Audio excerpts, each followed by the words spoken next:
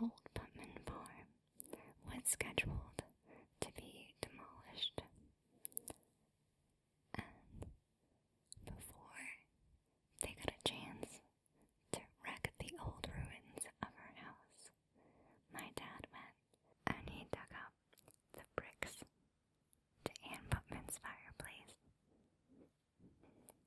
When I was about 10 years old, my dad was keeping the bricks in this little broom closet in the kitchen in this condo that was like at the base of this big mountain in Vernon, New Jersey.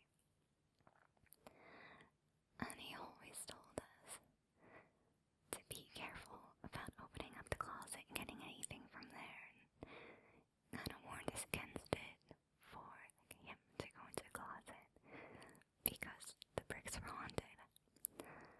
And I never didn't believe him, but I didn't really know what to make of it. And one day when me and my sister were visiting him for the weekend, we were sitting in the kitchen while my dad was in the bedroom taking a nap.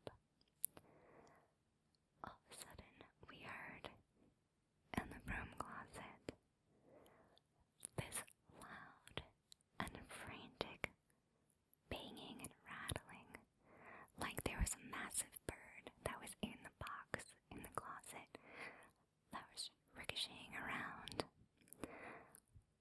We both knew exactly what the noise was, and we screamed and we ran into the bedroom and jumped to my dad and woke him up. And he came out, opened up the closet, and told the bricks the ghosts in the bricks to be quiet and to not try to scare his children. He still has those bricks too in storage. Later on in my life, when I was in high school, in the house that I mentioned in my beer tasting video, it was this old house that was built in 1776, and there was a lot leading up to that story that I told that was happening in that house. One night, when my mom was out on a date, I was feeling liberated that I had the house to myself. So I was sitting at the kitchen table, and I remember I was blasting the Beatles, and I was singing along, having a good time. Just, good day, sunshine. And then, phew, the lights went out, the music stopped, and I was sitting in pitch dark, just oh man, what am I supposed to do now? And then, phew, the lights went back on, the music starts again. I'm okay, cool, just jamming again. Then, a couple moments later, everything went out again. This time, I heard in the downstairs foyer by the front door, pop, pop, pop, pop, pop, pop, pop, pop, all these strange noises, like someone was in the house. So, I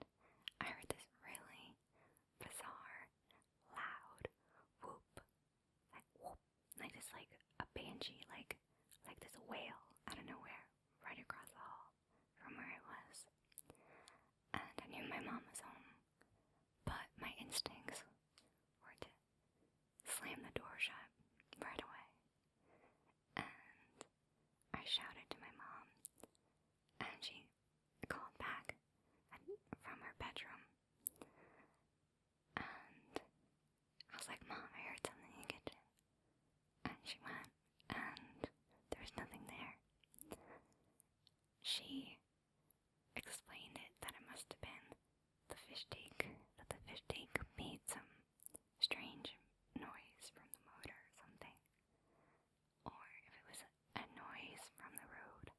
And all this was kind of freaking out my mom, but she didn't want to admit it because she hates anything scary. Like, she won't watch scary movies or anything. And while we were living there, her boyfriend convinced her to watch the Blair Witch. I'm not sure if you've seen the Blair Witch movie, but the whole movie they're filming from first person, and that's kind of like a vlog, and they're finding these strange sculptures in the middle of the woods, like made out of twigs and rocks. And my mom watched that movie and she was really freaked out for days. She never watches anything like that. And one day I'm at my friend's house after school, and I call her up to let her know who I am, and she's all mad when I get her on the phone. She's like, Kayla, how could you do that? Like, you know I'm freaked out from watching a Blair Witch movie. Like, that wasn't cool. And I'm like, Mom, I don't, what are you talking about? I don't know what you mean. And just like those rocks in the hallway, like, why did you do that? I was like, I didn't do anything with any rocks, I swear. And she's like, alright, now I'm really freaked out. When I came home from work, in the kitchen doorway, these semi-precious stones that I had in this little glass box with a lid right next to my bed ended up in the kitchen doorway in the strange, like, symbol formation. I'm not sure what the symbols were, but because my mom like put them back before I got home, and she was too freaked out to remember what it looked like. And she was again like blaming it on the kid that lived next door that made me pranked us.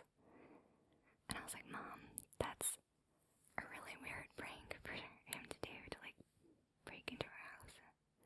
Or she also said maybe it was the cat, Buddy. And I was like, little Buddy, like, did it go into my room, like pick up each rock with his little cat mouth, like walk down the hall, like put them in this little order? It's just not likely. And yeah, she just didn't want to believe me. And while I was living there, I was having a lot of nightmares, like about the house. It's like lucid dreaming, but lucid nightmares that I knew I was dreaming, and it was that I was in the house, and then there was just a presence, and a lot of strange things would happen in these dreams. There was this one where I was on my bed, like sleeping, because I really was in real life, and there was just all blackness surrounding me, and I'm not sure who I was talking to, but I was telling them to come onto the bed. That, like, I was just talking to somebody, something in the darkness. I was like, come up on the bed, it's okay, come on up. And I woke up, kind of like with my hand out, like, still, like, kind of like, come on, like half awake. And as I started to wake up, I was in my dark room, and before I went to sleep, I left, or like earlier that day, I had a plate on the floor with a fork on the plate, and I woke up like, come on, it's okay, like this, and the fork on the floor, on the plate,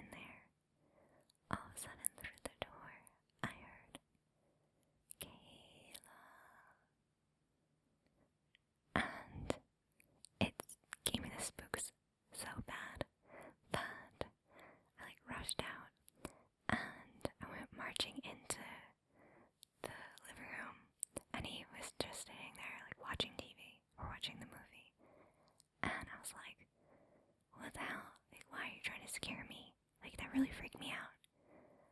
And he's like, what do you mean? Like, what happened?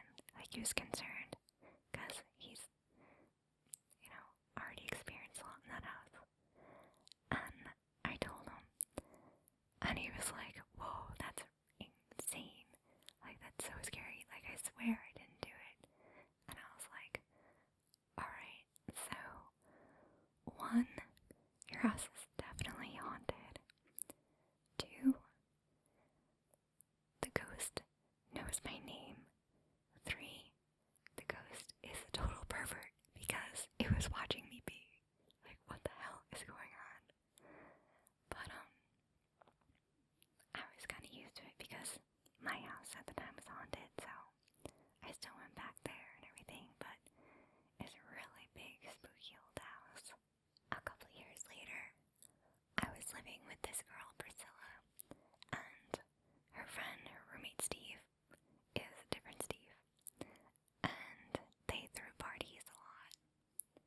So one night when I came home from working at a restaurant, I walked into the living room, and like the couch was in front of me, so there was like a lot of like backs of people's heads, like all lined up on the couch, like big, like 5-seat couch with like people sitting on the armchairs and some people sitting on the floor.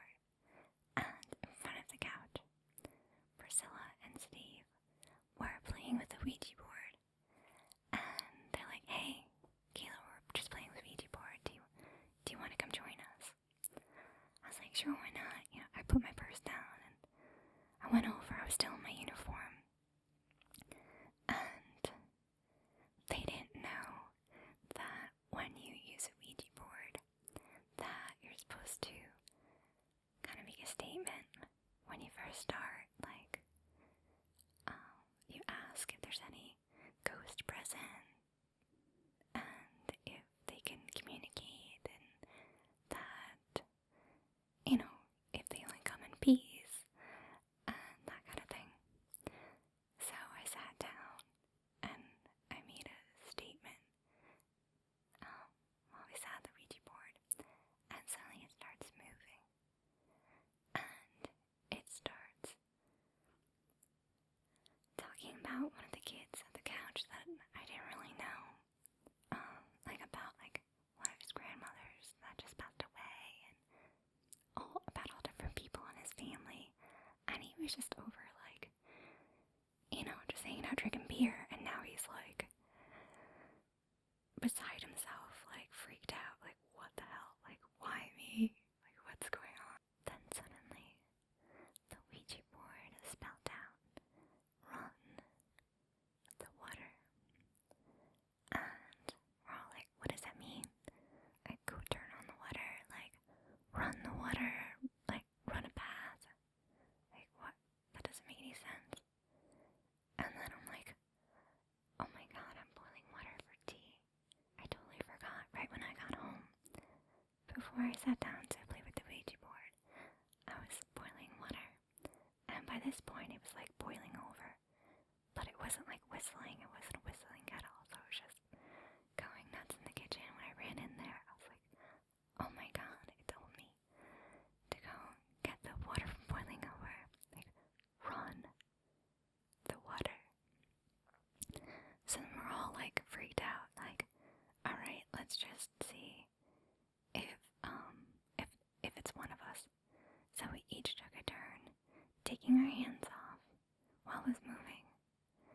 And then we all took our hands off, and while there was a whole room full of people staring at it, the Ouija little mover slid across the board by itself. I swear to God. I told my mom about it, that it happened, and she was like, get that Ouija board out of your house. I think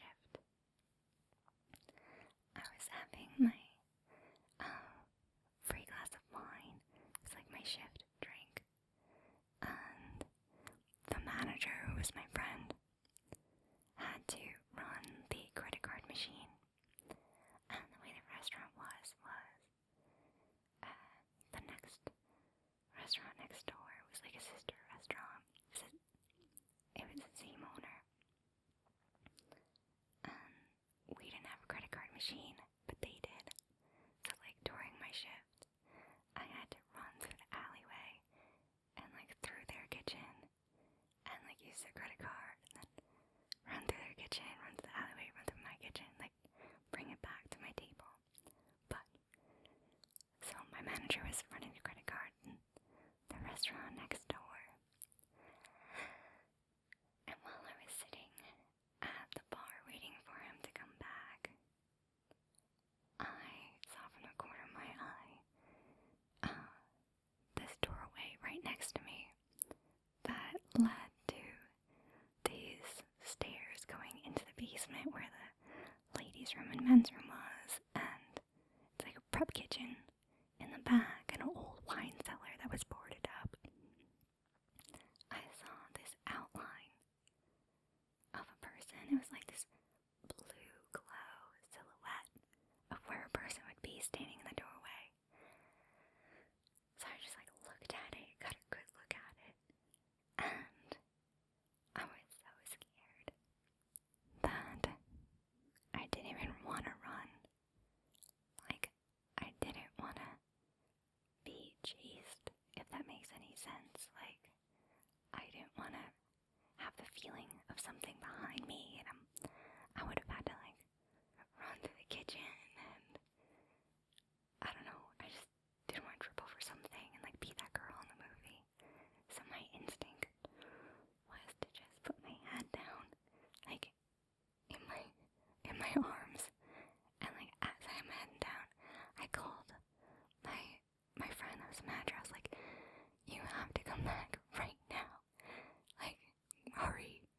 And so he like ran back, and I told him what happened. He completely believed me because so many people that have worked there over the years have all sorts of spooky stories of things that have gone on there. Like the prep kitchen and the upstairs kitchen had an intercom, and people would always hear like strange noises and voices coming from it. And the owner of the place was this like very serious, quiet businessman that would just come in some nights, drink his maker's mark on the rocks, like say hi to me, say bye to me, like a man of very few words. After he found out that I saw the ghost, the next time he saw me, suddenly he was like chatty Cathy, like talking my ear off, telling me like all these different things that have happened, like all spooky encounters that he's had and from other employers. So it was a famous restaurant ghost. That story is more like spiritual, I guess. It was more like a beautiful thing that I saw rather than like creepy. I don't know, maybe you had to be there, but just the visual aspect of it, it was not as horrific. My next story is not quite as pleasant and beautiful. It was in this other guy's house that I was dating, Doug, that he thought because his house was built on top of an old public swimming pool that it could be haunted from some people or children that have drowned in the pool, that the land might have been haunted, or it could be from his mother having a collection of old Indian artifacts, that like the TV room is just completely decked out in American Indian antiques and decorations, like authentic tribal gear. And he told me, like, in passing, that when he was in high school, he saw a little, like, goblin type kind of leprechaun guy one night. And I thought that he was just trying to be funny. And one night in passing, I just said, like, casually, "Oh, like that, like, leprechaun guy that lives here." And we were, like, walking, and he turned around. He's like, "Don't bring him up.